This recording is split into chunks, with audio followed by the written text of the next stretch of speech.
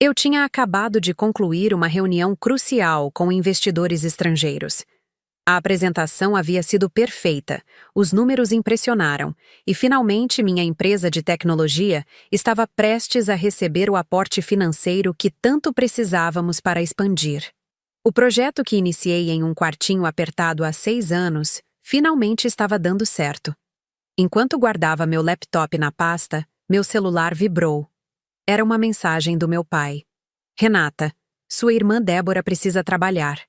Você vai dar um cargo de diretora para ela com salário de 25 mil, ou não será mais considerada parte desta família.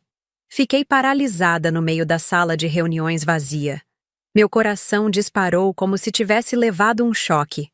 Reli a mensagem várias vezes, esperando ter interpretado errado. Mas não havia erro. Era um ultimato claro e frio, como se eu fosse apenas uma máquina de empregos e dinheiro. Sentei-me na cadeira mais próxima, tentando processar aquilo. Minha própria família estava me exigindo entregar uma posição executiva, que levei anos para ter competência para ocupar, para minha irmã Débora, a mesma que abandonou 3 faculdades, que nunca manteve um emprego por mais de 3 meses, que passava os dias postando fotos de viagens pagas pelos nossos pais nas redes sociais. Depois de 6 anos trabalhando 18 horas por dia, arriscando tudo, hipotecando meu apartamento para financiar os primeiros passos da empresa, é isso que eu recebo? Um ultimato, uma ameaça. Dê a ela o que ela não conquistou, ou será banida da família para sempre. A raiva veio primeiro, depois a tristeza. Mas por trás desses sentimentos surgiu uma clareza que eu nunca havia sentido antes. Aquilo não tinha nada a ver com amor familiar. Era sobre controle. E talvez fosse hora de eu retomar as rédeas da minha vida. O brilho alaranjado do pôr do sol entrava pelas grandes janelas de vidro do escritório, criando sombras alongadas no piso de madeira polida. Passei os dedos pelos cabelos, sentindo o peso daquela decisão sobre meus ombros. 6 anos de lutas, noites sem dormir, fins de semana sacrificados, tudo para construir algo do qual eu pudesse me orgulhar. E agora isto. Uma tentativa descarada de transformar meu suor em privilégio para alguém que nunca valorizado o esforço. Levantei-me e caminhei até a janela. Lá embaixo, a cidade pulsava em seu ritmo frenético. Pessoas voltando para casa após mais um dia de trabalho. Quantas delas estavam vivendo algo semelhante? Quantas pessoas tinham seu valor medido não por quem são, mas por quanto podem oferecer? Peguei o celular novamente, meu dedo pairando sobre o teclado. A resposta mais fácil seria ceder, como sempre fiz, manter a paz, evitar o conflito. Mas algo dentro de mim se recusava a aceitar aquela situação mais uma vez. Em vez de responder, abri a galeria de fotos e deslizei até encontrar uma imagem que guardava como talismã. A foto do primeiro dia da minha empresa. Apenas eu e 2 desenvolvedoras em uma sala alugada, com computadores usados e muita esperança. Olhei para o meu rosto naquela foto, os olhos brilhando de determinação, o sorriso nervoso, mas confiante. Seria justo trair aquela versão de mim mesma? Com um suspiro profundo, guardei o celular no bolso. Esta noite não responderia. Precisava pensar, analisar, encontrar meu centro. Mas algo já estava claro. Não poderia mais viver nos termos deles. Era hora de estabelecer os meus próprios. Comecei a relembrar toda a minha trajetória enquanto dirigia para casa. Não nasci em berço de ouro. Trabalhei desde os 16 anos para pagar minha faculdade. Enquanto cursava administração durante o dia, dava aulas de inglês à noite para complementar a renda. Passei noites em claro estudando, fazendo planilhas, aprendendo programação por conta própria. Quando contei aos meus pais que queria abrir minha própria empresa de software, meu pai riu na minha cara. Renata, isso não é para você. Tecnologia é coisa de homem. Você devia procurar um emprego estável, casar logo. Minha mãe apenas suspirou, com aquele olhar de decepção que eu conhecia tão bem. Filha, por que não faz concurso público como sua prima Mariana? Olha como ela está bem, com estabilidade. Mesmo sem apoio, segui em frente. Juntei cada centavo, vendi meu carro, mudei para um apartamento minúsculo nos fundos de um prédio antigo. Trabalhava de dia como analista em uma multinacional e desenvolvia meu software à noite. Quantas festas perdi, quantos encontros de família cancelei, quantas noites chorei escondida no banheiro quando parecia que nada ia dar certo. Enquanto isso, Débora recebia tudo de bandeja. Mensalidades de faculdades caras que ela abandonava depois de 2 meses porque não era sua vocação. Um carro novo quando bateu o antigo dirigindo bêbada. Viagens internacionais para encontrar seu propósito. Os mesmos pais que me disseram que eu estava sonhando alto demais financiavam cada capricho dela. Quando minha empresa começou a dar os primeiros sinais de sucesso, de repente a família toda começou a se interessar. Como vai o negócio da Renata? Perguntavam em almoços de domingo. Mas ninguém nunca perguntou se eu precisava de ajuda quando estava começando, quando realmente importava. E agora queriam que eu entregasse uma diretoria, uma posição que exigia competência, experiência e dedicação, para minha irmã que não conseguia sequer permanecer em um estágio por mais de algumas semanas? Uma pessoa que nunca demonstrou interesse pelo meu trabalho, que chegou a dizer em uma festa familiar que qualquer um podia fazer o que a Renata faz. Esse pedido não era só absurdo, era ofensivo. E pela primeira vez, parei de me perguntar por que minha família nunca me apoiou, e comecei a questionar por que eu ainda permitia que me tratassem como uma cidadã de segunda classe.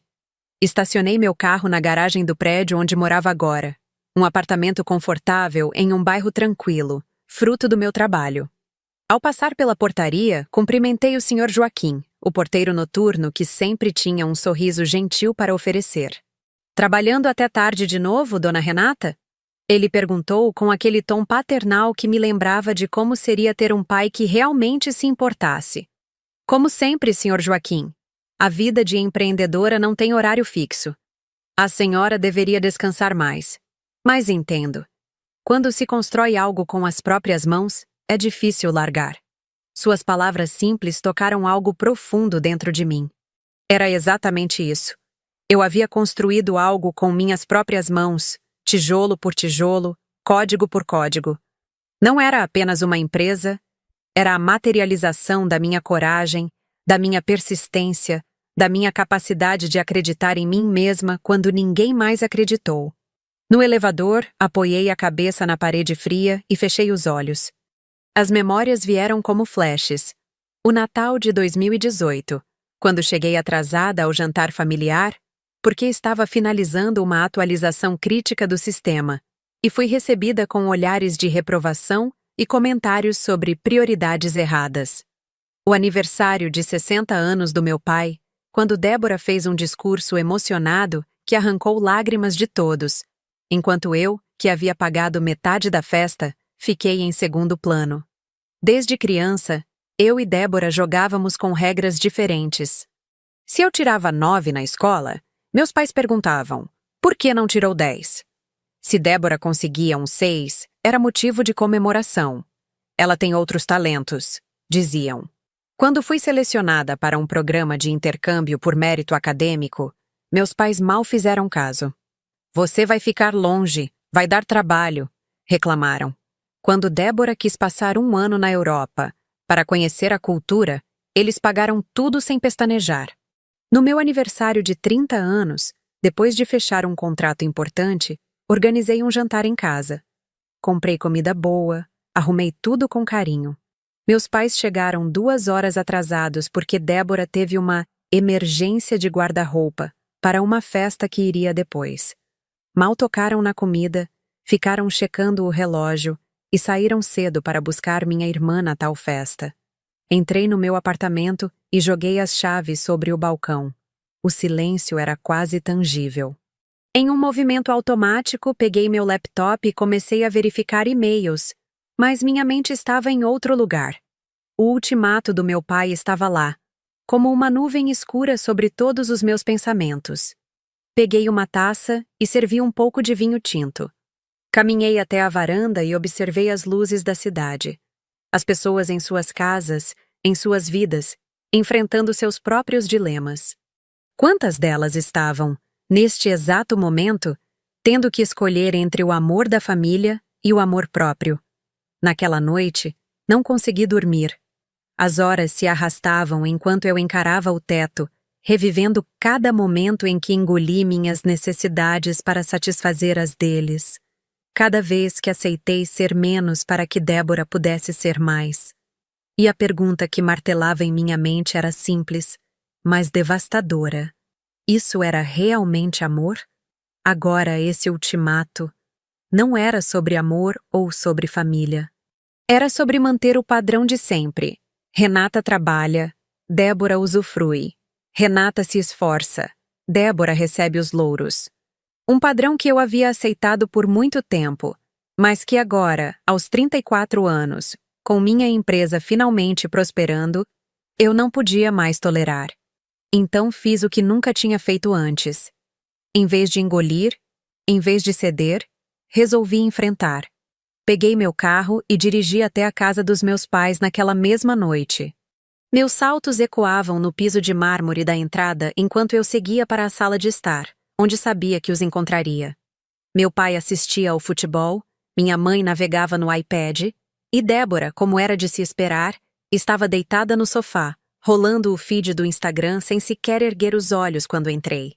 Isso não é amor, disse, permanecendo de pé. Isso é abuso. Minha mãe piscou, desconfortável. Filha, não exagere. Sua irmã só precisa de uma oportunidade. Oportunidade? A palavra queimou minha garganta ao sair. Eu tive alguma oportunidade? Alguém me deu um cargo de diretora quando eu estava começando? Alguém pagou minhas contas quando eu mal tinha dinheiro para o aluguel? Meu pai franziu a testa, o tom de voz endurecendo. Olha como fala, Renata. Nós somos seus pais. Estamos apenas pedindo que ajude sua irmã. Não, pai. Vocês não estão pedindo. Estão exigindo, ameaçando, chantageando. Isso não é o que uma família faz. Foi quando Débora finalmente olhou para mim, com aquele sorriso debochado que tantas vezes me fez sentir pequena. Nossa, sempre o drama da Renata, sempre se fazendo de vítima. Você tem sorte, sabe? Sempre foi a inteligente, a responsável. Sorte. Encarei-a diretamente. Você acha que foi sorte passar noites sem dormir desenvolvendo um sistema enquanto você estava em festas com o dinheiro dos nossos pais? Você acha que foi sorte arriscar tudo o que eu tinha construído enquanto você abandonava a faculdade após faculdade? Você é uma ingrata! Minha mãe gritou. Sempre se achando melhor que todo mundo. Se não ajudar sua irmã, não precisa mais aparecer aqui. Naquele momento, tudo ficou cristalino. O amor deles sempre teve um preço. Só existia se eu cedesse, se eu me dobrasse, se eu aceitasse ser menos para que Débora pudesse parecer mais. A sala, antes familiar e aconchegante, parecia agora um campo de batalha. Os objetos decorativos cuidadosamente dispostos, as fotografias de família nas paredes, tudo tinha um ar de falsidade que eu nunca havia notado. Ou talvez tivesse notado, mas escolhido ignorar por todos esses anos. Meu pai desligou a televisão e se levantou, sua figura imponente projetando uma sombra longa sobre o tapete persa. Ele sempre usou sua estatura para intimidar, para encerrar discussões sem realmente resolvê-las. Renata. Sua voz era controlled, calculadamente calma. Você está sendo irracional. Sua irmã está em uma fase difícil e precisa de estabilidade. Não estamos pedindo que ela seja CEO, apenas que tenha uma posição digna, compatível com o sobrenome que carrega. Compatível com o sobrenome? Repeti, incrédula. E o que o nosso sobrenome representa agora, pai? Privilégio sem mérito? Portas abertas sem esforço? Ela é sua irmã. Minha mãe interveio, levantando-se também. Sangue do seu sangue. Como pode ser tão fria, tão calculista? A ironia daquela acusação quase me fez rir. Eu, calculista? Eu que sempre coloquei os sentimentos deles acima dos meus? Que participei de cada charada familiar, de cada evento superficial, apenas para manter a paz? Olhei para Débora, ainda deitada no sofá como se aquilo tudo fosse um espetáculo entediante. Aos 31 anos, minha irmã mais nova continuava a viver como uma adolescente, sem responsabilidades, sem consequências, sem crescimento. Débora, falei diretamente com ela, ignorando meus pais. Você realmente quer trabalhar na minha empresa? Você sequer sabe o que fazemos? Qual é o nosso produto principal, nossa filosofia de negócios, nosso plano de expansão? Alguma vez você demonstrou o mínimo interesse pelo que construí? Ela rolou os olhos, um gesto tão familiar que doeu. É um negócio de software, ou seja lá o que for. Não deve ser tão complicado. E eu tenho ideias, sabe? Sempre fui criativa. Criativa? As palavras saíram antes que eu pudesse contê-las. Sua última ideia criativa foi abrir um café temático de gatos que fechou em 3 meses porque você se cansou de administrar? Isso foi diferente, ela protestou, finalmente sentando-se. O mercado não estava pronto e os investidores não entenderam minha visão. Os investidores eram nossos pais, Débora, e eles entenderam perfeitamente que você não tinha compromisso, não tinha plano de negócios, não tinha estratégia. Mas sabe o que eles fizeram? Pagaram suas dívidas e te deram mais dinheiro para a próxima aventura. Meu pai deu um passo à frente, os olhos faiscando de raiva. Chega! Já ouvimos o suficiente. A questão aqui é simples, Renata. Ou você dá o cargo à sua irmã, ou não é mais bem-vinda nesta família. É sua escolha. Levantei-me, olhando uma última vez para aquelas 3 pessoas que eu gastei a vida tentando agradar. Eu não vou dar um cargo de diretoria para alguém que nunca trabalhou um dia sequer na vida. Não vou comprometer todo o esforço da minha equipe. Não vou trair a confiança dos meus investidores. Não vou arriscar o futuro da minha empresa para satisfazer este capricho. E se isso significa que não sou mais parte desta família, então seja assim. Minha mãe soltou um soluço dramático, como se eu tivesse acabado de cometer o pior dos pecados. Débora cruzou os braços, uma expressão de desdém misturada com surpresa. Ela realmente nunca esperou que eu dissesse não. Saí sem olhar para trás, sem raiva, sem tristeza, apenas com uma sensação de libertação que nunca havia experimentado antes.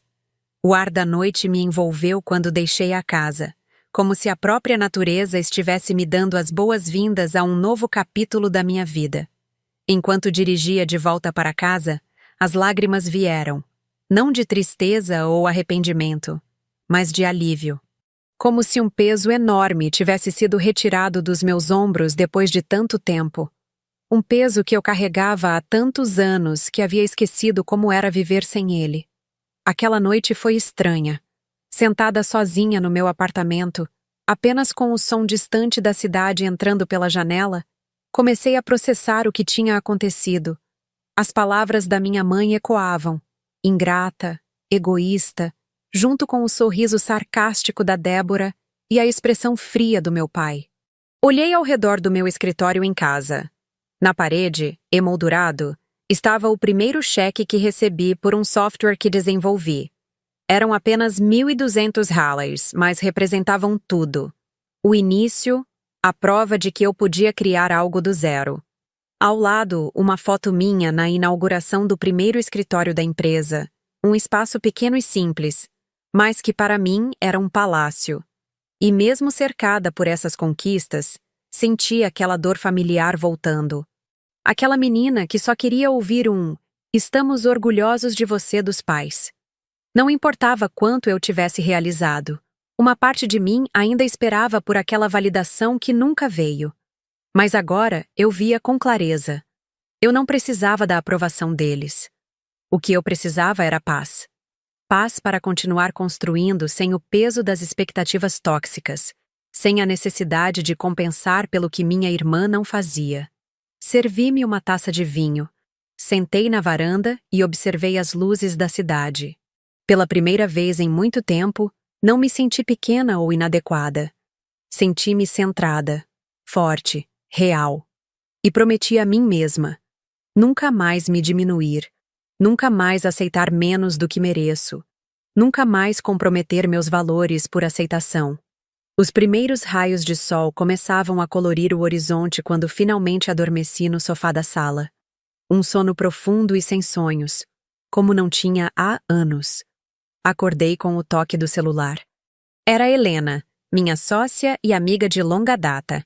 A única pessoa que realmente conhecia os bastidores da minha vida familiar. E então? Como foi a reunião com os investidores ontem? Desculpe não ter ligado. Tive uma emergência com o Miguel. Por um momento, fiquei confusa. A reunião com os investidores parecia ter acontecido há anos, não apenas um dia atrás. Tanto havia mudado em tão pouco tempo. A reunião foi excelente, respondi, sentando-me e passando a mão pelos cabelos despenteados. Eles vão investir, Helena. Tudo o que pedimos e mais um pouco. Isso é incrível, Renata. Vou abrir um champanhe aqui mesmo. Sabia que eles iam reconhecer o potencial do que construímos. Mas aconteceu algo depois. Interrompi. Algo com minha família. Houve um silêncio do outro lado da linha. Helena sabia o suficiente para entender que algo com minha família nunca era coisa boa. O que foi dessa vez? Sua voz estava cautelosa. Contei tudo. A mensagem do meu pai, o confronto na casa deles, minha decisão de romper os laços. Enquanto falava, percebi como aquilo soava drástico para qualquer pessoa de fora. Alguém que cresceu em uma família funcional, com amor incondicional. Meu Deus, Renata, ela disse quando terminei. Como você está se sentindo? A pergunta me pegou de surpresa. Como eu estava me sentindo? Ninguém nunca perguntava isso. Na minha família, sentimentos eram irrelevantes diante das obrigações. Eu me sinto leve, respondi após um momento de reflexão, como se tivesse estado presa em uma roupa muito apertada por anos e finalmente pudesse respirar. Mas também assustada, imagino. Sim, admiti. Assustada também. Sempre fui definida em relação a eles. A filha responsável, a irmã competente, a que resolve problemas. Sem isso, quem sou eu? Você é a mulher mais determinada e brilhante que conheço, disse Helena, sua voz cheia de convicção. E acho que está prestes a descobrir quem realmente é, sem todas essas etiquetas que eles colaram em você. Suas palavras me atingiram como um raio de clareza. Ela estava certa. Eu sempre me vi através das lentes da minha família. A trabalhadora em contraste com a despreocupada Débora. A séria em contraste com a divertida Débora. A difícil em contraste com a carismática Débora. Obrigada, Helena, por entender, por não achar que estou exagerando. Renata, ninguém que realmente conhece sua história acharia que você está exagerando. O que aconteceu ontem deveria ter acontecido anos atrás. Após desligarmos, fiquei sentada por um longo tempo, absorvendo suas palavras. Talvez este rompimento não fosse apenas sobre estabelecer limites com minha família. Talvez fosse sobre descobrir quem eu era quando não estava ocupada sendo quem eles queriam, ou não queriam, que eu fosse. Naquele mesmo dia, fiz algo que nunca havia feito antes. Tirei uma folga. Liguei para o escritório, disse que não iria, e desliguei o celular corporativo. Peguei minha câmera antiga, que há anos estava guardada em uma caixa, e saí para fotografar a cidade. Caminhei sem rumo, capturando imagens de pessoas comuns em suas vidas cotidianas. Um idoso alimentando pombos no parque, crianças brincando em uma fonte, um casal de mãos dadas esperando o metrô. Pequenos momentos de humanidade genuína. No final da tarde, sentei em um café tranquilo e revi as fotos. Havia esquecido como amava fotografia, como me sentia conectada ao mundo quando observava a vida através das lentes. Era uma paixão que abandonei quando a empresa começou a crescer, e não havia mais tempo para hobbies. Uma memória distante surgiu. Eu aos 16 anos, mostrando orgulhosamente a meu pai uma fotografia que tirei da lua cheia sobre o lago perto de nossa casa. Ele olhou rapidamente e disse: "Linda, mas isso não vai pagar suas contas." E assim, mais um pedaço de mim foi silenciado. Mais uma paixão colocada de lado porque não era produtiva o suficiente. Quantas partes de mim foram silenciadas ao longo dos anos? Quantos interesses, sonhos e desejos foram suprimidos para caber no molde da filha responsável? Na manhã seguinte, não havia lágrimas ou tremores. Acordei com uma clareza impressionante. Liguei para minha advogada, a mesma que me acompanhava desde o início da empresa. Júlia, preciso blindar tudo. Quero que revisemos o estatuto da empresa, a estrutura societária, tudo. Ninguém da minha família pode ter acesso a qualquer parte disto. Ela não questionou, apenas disse: vamos começar hoje mesmo. Em 10 dias, reorganizamos toda a estrutura. Criei um fundo blindado com parte das minhas ações. Atualizei meu testamento, removendo minha família de qualquer plano sucessório. Reforcei cada ponto vulnerável. O que construí agora estava protegido, não apenas de chantagens emocionais, mas de qualquer tentativa legal futura.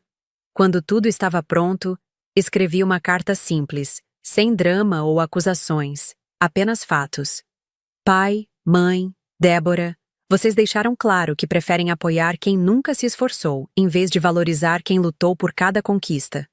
Vocês me deram um ultimato, e esta é minha resposta. Não vou comprometer a integridade da minha empresa. Não vou premiar a falta de esforço. E, acima de tudo, não permanecerei em um ambiente familiar onde o amor é condicionado a quanto estou disposta a ceder. A partir de hoje, estou me afastando. Sem brigas, sem drama, apenas distância. Esta não é uma decisão tomada com raiva, mas com a clareza de quem finalmente entendeu seu valor. Renata. Enviei a carta sem expectativas de resposta. Não precisava mais da palavra deles. Aquele ciclo de sempre tentar provar meu valor estava encerrado. Como esperado, a reação foi imediata. Débora postou indiretas nas redes sociais sobre irmãs que se acham superiores. Minha mãe deixou mensagens de voz, começando com um tom doce que logo se transformava em acusações e ameaças. Meu pai enviou um e-mail frio, falando sobre ingratidão e obrigações familiares. Logo vieram os parentes distantes, os amigos em comum, todos com a mesma mensagem. Família é família, Renata. Você precisa voltar atrás. Mas eu não estava com raiva, estava em paz. Não era um rompimento emocional, era uma decisão racional. E mantive minha posição com tranquilidade. O telefone tocou novamente enquanto eu terminava uma videoconferência com novos clientes na Europa. Era minha tia Cecília, irmã da minha mãe, que sempre teve um carinho especial por mim. Renata, querida, o que está acontecendo?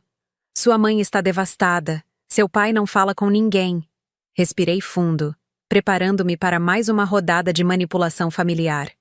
Mas algo na voz da minha tia, genuína preocupação, talvez, me fez responder honestamente.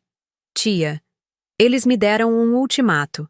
Ou eu dava um cargo de diretora para Débora, uma pessoa sem qualificação ou experiência, ou eu seria banida da família. O que você faria no meu lugar?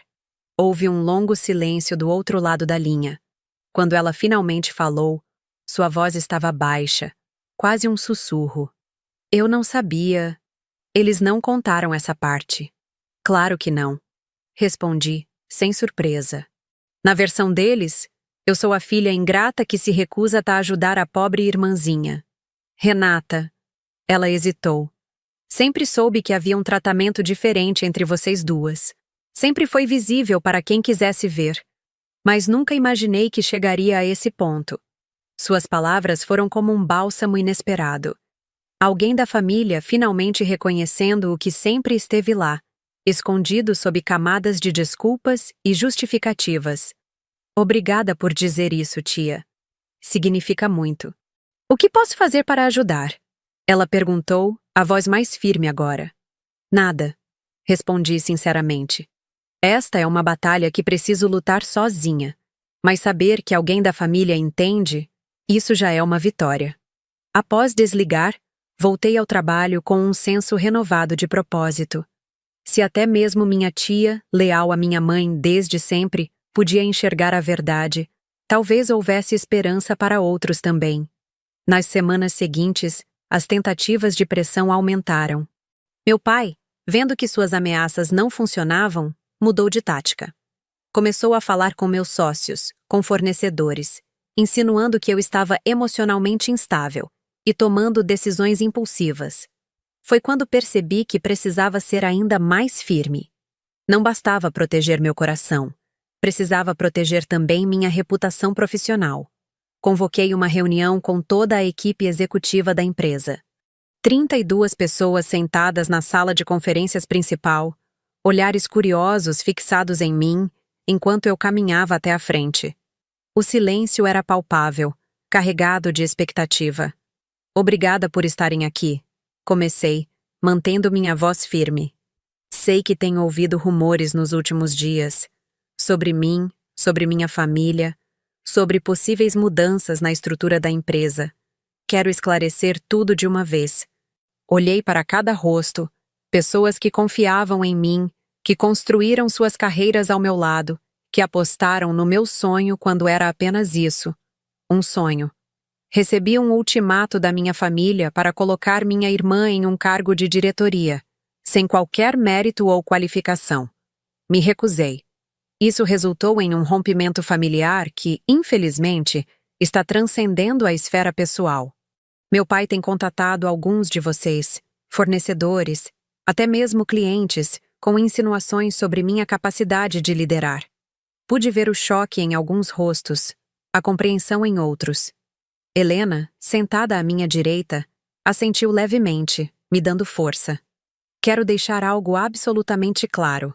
Esta empresa foi construída sobre princípios de meritocracia, profissionalismo e excelência. Não comprometeremos esses valores, não hoje, não amanhã, não nunca. A Rentec não será palco de nepotismo ou jogos de poder familiares. Tomei um gole de água observando enquanto minha equipe processava aquela informação. Foi Marcos, nosso diretor financeiro, o primeiro a falar. Renata, não sei o que seu pai está dizendo, mas todos nós aqui conhecemos seu trabalho. Sabemos como você construiu isso do zero. Sabemos que decisões você toma e por quê. Não há dúvidas sobre sua liderança.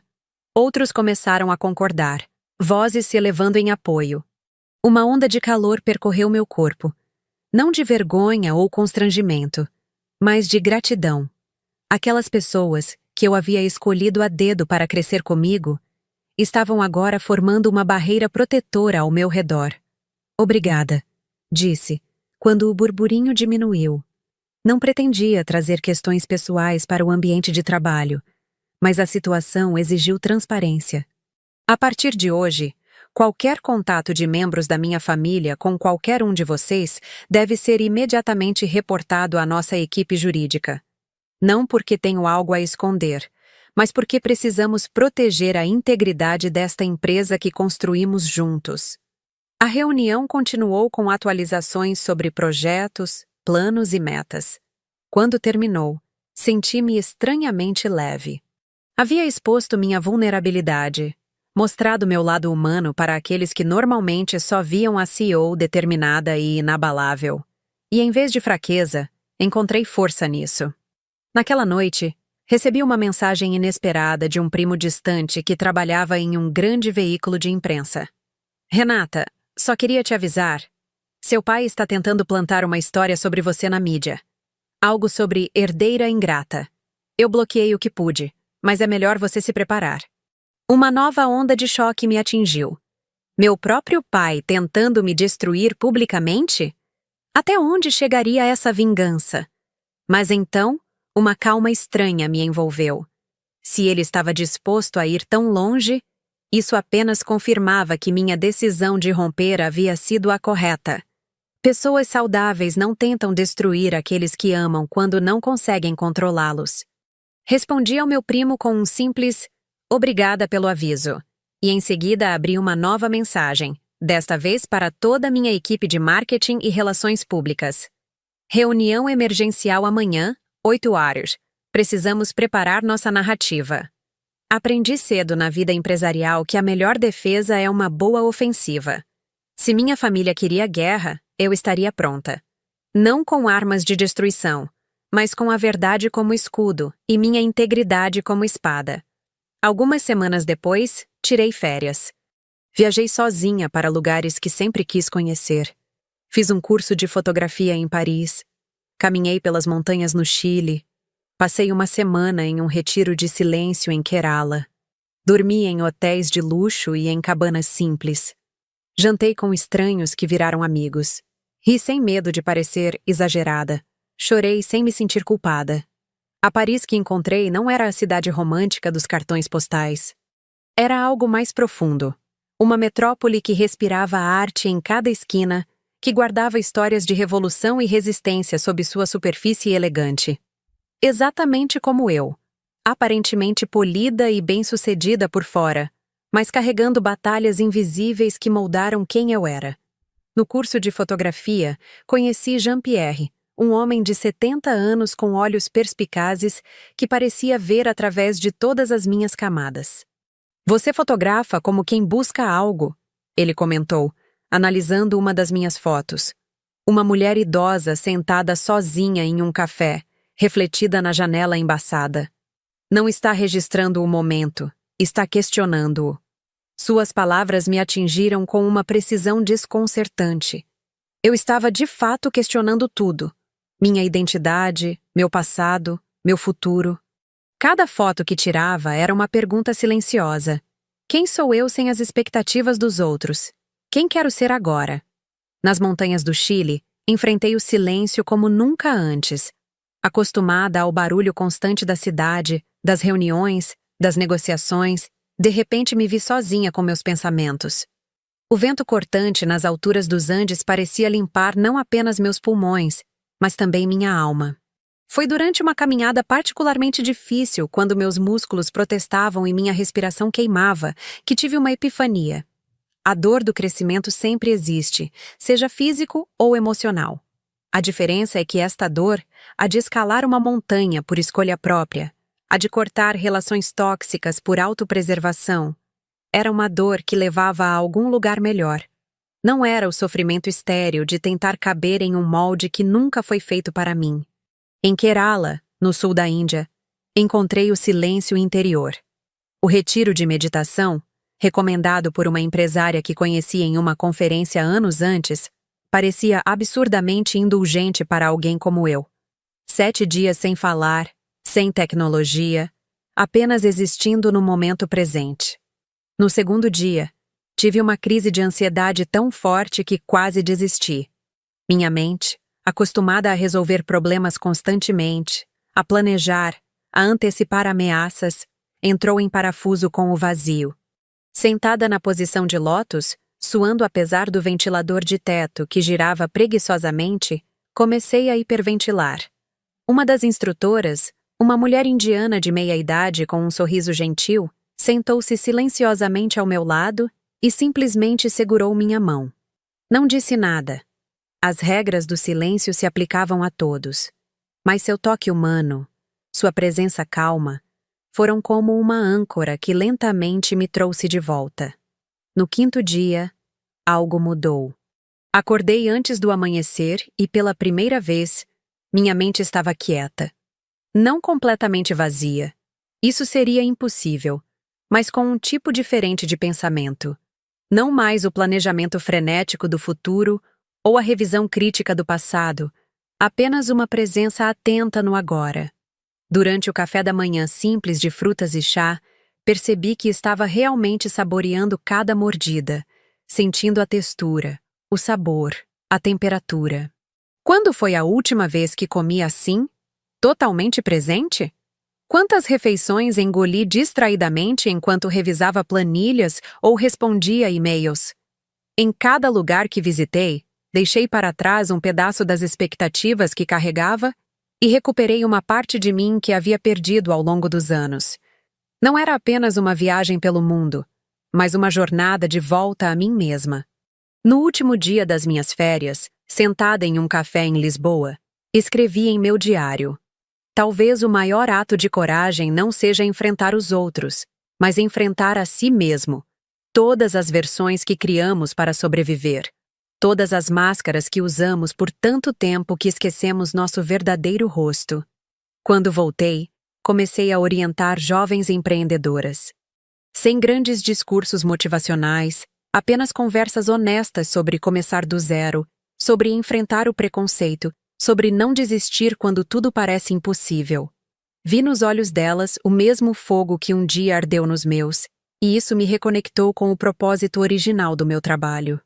Maria, uma das jovens que orientei, tinha apenas 22 anos e uma ideia brilhante para um aplicativo de saúde mental acessível.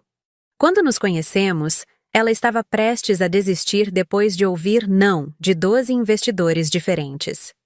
Eles dizem que sou muito jovem, que não tenho experiência suficiente, explicou, frustração evidente em sua voz. Um deles sugeriu que eu arranjasse um cofundador homem mais velho para dar credibilidade ao projeto. Reconheci imediatamente o padrão. O mesmo preconceito que enfrentei, apenas com uma roupagem diferente. Em vez de dar o conselho padrão sobre persistência e resiliência, compartilhei minha própria história. Não a versão polida que aparecia em entrevistas, mas a verdade crua sobre cada porta fechada, cada comentário condescendente, cada noite de dúvida.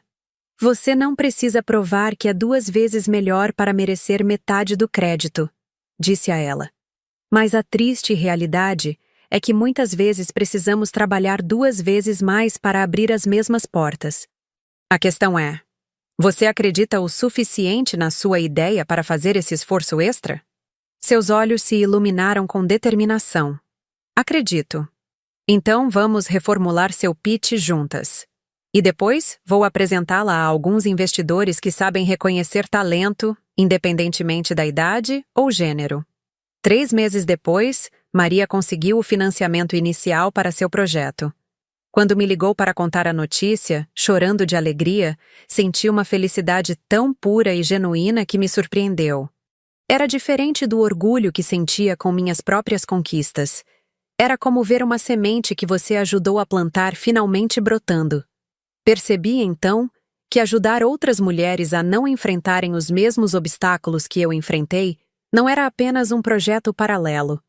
Era parte essencial da minha cura e do meu propósito. A empresa cresceu mais do que eu jamais imaginei. Abrimos filiais em 3 países. Desenvolvemos tecnologias que realmente faziam diferença na vida das pessoas. Criei uma fundação para financiar meninas em cursos de tecnologia. Construí algo maior do que eu mesma. E com o tempo, parei de me sentir como a filha rejeitada ou a irmã injustiçada. Tornei-me a mulher que escolheu a própria dignidade, que traçou seus limites e os defendeu não com gritaria ou vingança, mas com firmeza e clareza. O sol de verão entrava pelas grandes janelas do nosso mais novo escritório em Berlim, enquanto eu caminhava entre as mesas, conversando com a equipe local. Era o 3º país onde estabelecíamos presença física, depois de Portugal e Argentina. A expansão internacional, que antes parecia um sonho distante, agora era uma realidade concreta. Marta, a gerente de operações alemã, mostrava os dados de engajamento do nosso mais recente produto, um software de logística sustentável que ajudava pequenas empresas a reduzir sua pegada de carbono enquanto economizavam em custos operacionais. Os resultados são ainda melhores do que projetamos, ela explicava, passando por gráficos impressionantes em seu tablet. E o feedback dos usuários tem sido excepcionalmente positivo. Estamos realmente fazendo a diferença para essas pequenas empresas. Enquanto ela falava, não pude deixar de pensar na jornada que nos trouxe até aqui. De uma startup em um escritório apertado em São Paulo a uma empresa internacional com mais de 400 funcionários e produtos que impactavam milhares de negócios ao redor do mundo. Isso é incrível, Marta. Parabéns a você e toda a equipe. Vocês transformaram o que era apenas código em uma ferramenta que está mudando a forma como as pessoas trabalham. Seu sorriso de orgulho refletia algo que eu via cada vez mais em minha empresa. Um senso de propósito compartilhado. Uma compreensão de que não estávamos apenas construindo software, mas soluções que melhoravam vidas reais. Mais tarde, naquele dia, participei da cerimônia de inauguração da nossa nova iniciativa, um centro de tecnologia para meninas de comunidades de baixa renda em Berlim, parte da fundação que criei, usando 10% dos lucros da empresa. 50 meninas entre 12 e 18 anos, de diferentes origens e culturas, estavam presentes, olhos brilhando de excitação ao explorar os novos computadores, impressoras 3D e equipamentos de robótica que agora tinham à disposição. Uma delas, uma garota de aproximadamente 14 anos com tranças coloridas e um olhar determinado, aproximou-se timidamente. "Posso fazer uma pergunta?" disse em inglês, com forte sotaque alemão. "Claro", respondi, abaixando-me um pouco para ficar na altura dos seus olhos. "Como você sabia que podia fazer isso? Que podia criar uma empresa assim, sendo mulher?" A pergunta me pegou desprevenida com sua simplicidade e profundidade. Como eu sabia? A verdade é que eu não sabia. Eu apenas seguia em frente, um passo de cada vez, muitas vezes com medo, frequentemente com dúvidas, sempre com determinação. "Eu não sabia", respondi honestamente. Ninguém sabe se vai conseguir até tentar. O segredo não é ter certeza, é ter coragem para tentar mesmo quando estamos com medo. Ela assentiu, processando minhas palavras com seriedade. "Meu pai diz que tecnologia não é para meninas, que eu deveria focar em algo mais feminino." Sorri, reconhecendo dolorosamente aquelas palavras. "Meu pai disse a mesma coisa. Sabe o que descobri? Que não existe coisa de menina ou coisa de menino. Existe apenas coisa de gente. E tecnologia é definitivamente coisa de gente." Seu rosto se iluminou com um sorriso. "Vou dizer isso a ele. E se ele não acreditar", acrescentei, "diga que pode me ligar. Tenho alguns números interessantes para mostrar sobre mulheres em tecnologia." Ela riu, um som leve e esperançoso que me lembrou por que eu havia criado aquela fundação. Não era apenas sobre códigos e computadores. Era sobre quebrar ciclos, abrir portas, plantar sementes que cresceriam muito depois que eu não estivesse mais ali. De volta ao hotel naquela noite, recebi um e-mail inesperado. O remetente me fez parar, o coração acelerando. Minha tia Cecília. "Querida Renata, espero que esteja bem. Sei que já faz quase 2 anos desde que você tomou a difícil decisão de se afastar da família, e respeito profundamente sua escolha. Escrevo porque houve mudanças. Seu pai teve um pequeno problema de saúde, nada grave, mas suficiente para fazê-lo refletir. Sua mãe também não é mais a mesma. Quanto a Débora, bem, a vida tem seus próprios métodos de ensinar lições. Não estou pedindo que volte, ou que perdoe, ou que esqueça. Apenas pensei que gostaria de saber que suas ações, por mais dolorosas que tenham sido para todos, provocaram reflexões necessárias. E queria que soubesse que estou profundamente orgulhosa da mulher que você se tornou, do império que construiu sozinha, do bem que está fazendo no mundo. Sempre soube que você era especial, Renata. Agora o mundo todo sabe também. Com amor, tia Cecília." Sentei-me na beirada da cama, relendo o e-mail várias vezes. Não havia expectativas, nem manipulações, apenas reconhecimento. E talvez, nas entrelinhas, um pequeno início de arrependimento por parte da minha família. Não respondi imediatamente. Aquela noite fiquei acordada na varanda do hotel, observando as luzes de Berlim e refletindo sobre o conceito de perdão. Não o tipo de perdão que apaga o passado ou que significa voltar ao mesmo padrão de relacionamento, mas o tipo que liberta, que nos permite seguir em frente sem o peso do ressentimento. Eu já havia caminhado um longo caminho na minha cura pessoal. Havia construído uma vida que me orgulhava, relacionamentos baseados em respeito mútuo, uma empresa que refletia meus valores mais profundos. Eu estava bem, completa por mim mesma, sem precisar da validação familiar que tanto busquei no passado. E talvez por isso mesmo, porque não precisava mais deles para me sentir inteira, poderia considerar abrir uma pequena porta. Não para voltar ao que era antes, mas para estabelecer algo novo, algo em meus próprios termos. Na manhã seguinte, respondi ao e-mail da minha tia com uma mensagem breve. "Querida tia Cecília, obrigada por suas palavras e por me manter informada. Sinto muito pelo problema de saúde do meu pai, e espero que esteja se recuperando bem. Nesses 2 anos, aprendi muito sobre mim mesma, sobre estabelecer limites saudáveis e sobre construir relacionamentos baseados em respeito mútuo. Não estou pronta para retomar contato com meus pais ou Débora, mas estou aberta a continuar nossa comunicação. Se quiser, podemos marcar um café da próxima vez que eu estiver no Brasil. Gostaria de ouvir mais sobre como você tem passado. Com carinho, Renata. Enviei a mensagem sem expectativas, apenas como um pequeno passo em minha própria jornada de cura. Não se tratava mais deles, do que fizeram ou deixaram de fazer, mas de mim, de quem eu queria ser, de como queria viver, dos valores que queria honrar.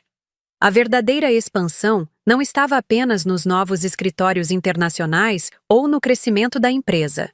Estava na expansão da minha capacidade de amar a mim mesma, de estabelecer limites saudáveis, de criar um mundo onde outras meninas não precisassem lutar as mesmas batalhas que enfrentei.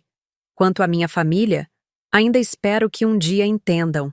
Espero que minha irmã descubra sua própria força em vez de viver à sombra de privilégios. Espero que meus pais percebam que amar não é controlar, mas respeitar. Mas não estarei esperando por isso. Minha vida agora pertence a mim. Eles tentaram me fazer escolher entre minha família e meu valor. Mas quando escolhi a mim mesma, não perdi uma família. Encontrei minha própria identidade. E essa foi a maior vitória que eu poderia conquistar. 3 anos se passaram desde aquela mensagem de texto que mudou tudo. Hoje, sentada na varanda do meu novo apartamento com vista para o mar, folheando a revista que acabou de publicar uma matéria de capa sobre mim, a revolucionária silenciosa. Como Renata Silva está mudando o ecossistema de tecnologia global? Não posso deixar de sorrir com a ironia. A menina que foi silenciada tantas vezes agora tinha sua voz amplificada em escala internacional. A filha, que nunca era suficiente agora, era celebrada como pioneira e visionária. A irmã que vivia na sombra agora projetava luz para milhares de outras mulheres. Meu celular vibra com uma notificação.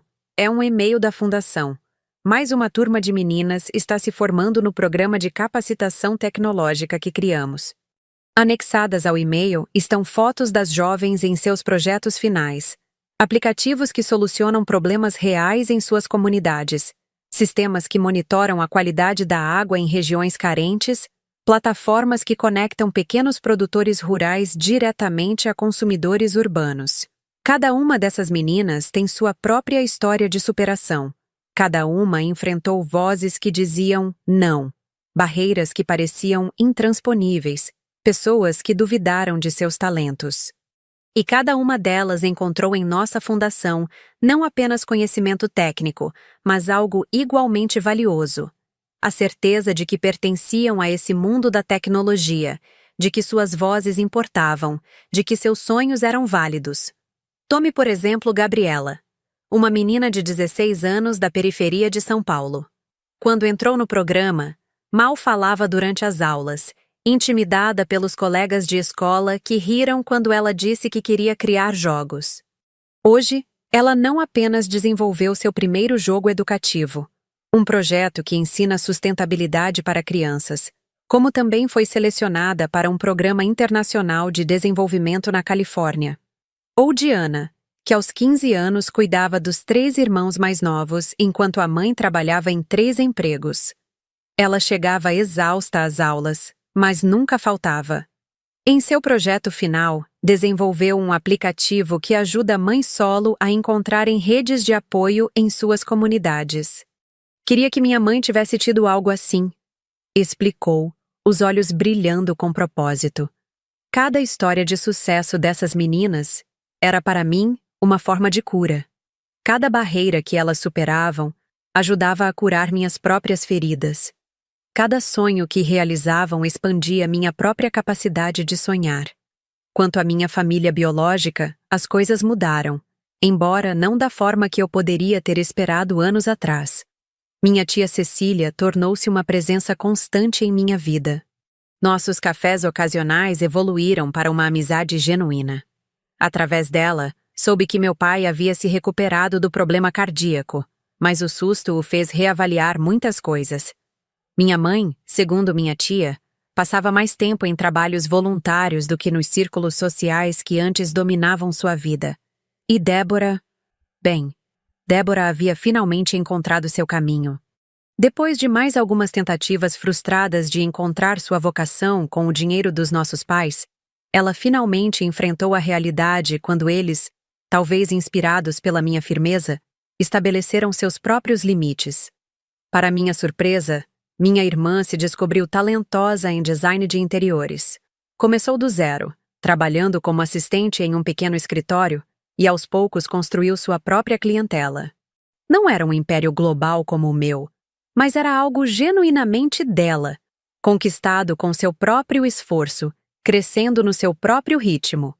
Soube por minha tia que Débora havia dito recentemente, durante um almoço familiar: "Acho que finalmente entendo por que a Renata estava tão obcecada com independência.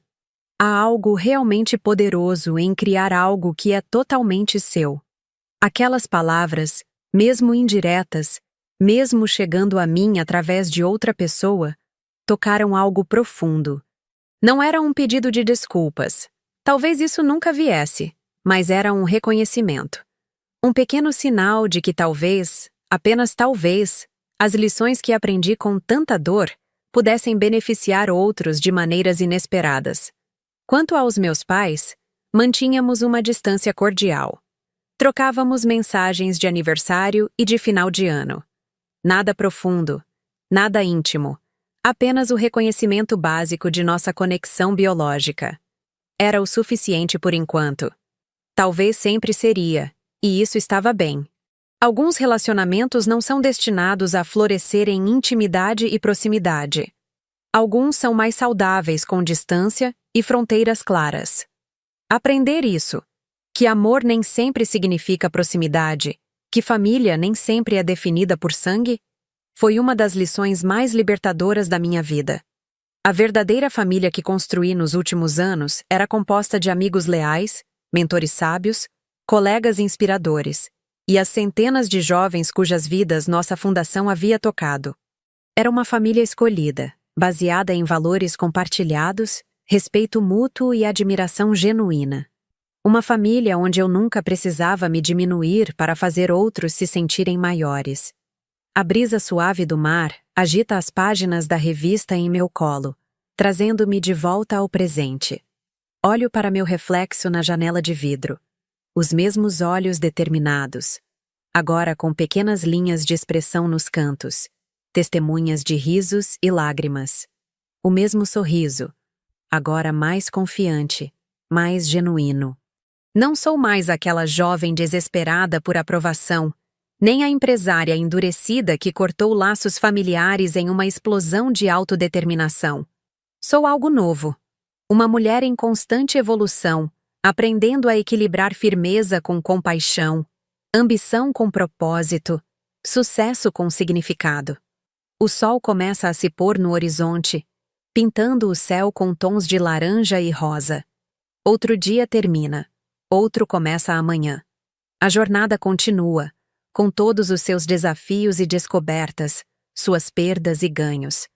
Mas agora sei que não importa o que aconteça, sempre terei a mim mesma. E isso, percebi finalmente, é o maior tesouro que alguém pode possuir. A capacidade de permanecer fiel a si mesmo, mesmo quando isso significa caminhar sozinho por um tempo. A história de Renata nos lembra que, às vezes, as pessoas que mais deveriam nos apoiar são as que mais nos limitam. Mas também nos ensina que nossa felicidade não pode depender da aprovação alheia. Renata poderia ter cedido, poderia ter aceitado o papel que esperavam dela, mas escolheu honrar seu próprio caminho. E essa pode ser a lição mais importante. Você não precisa da aprovação de ninguém para viver a vida que sonha. E se for preciso se afastar de relações tóxicas, mesmo familiares, para encontrar paz, então esse é o preço da liberdade. Você já teve que escolher entre sua paz interior e as expectativas familiares?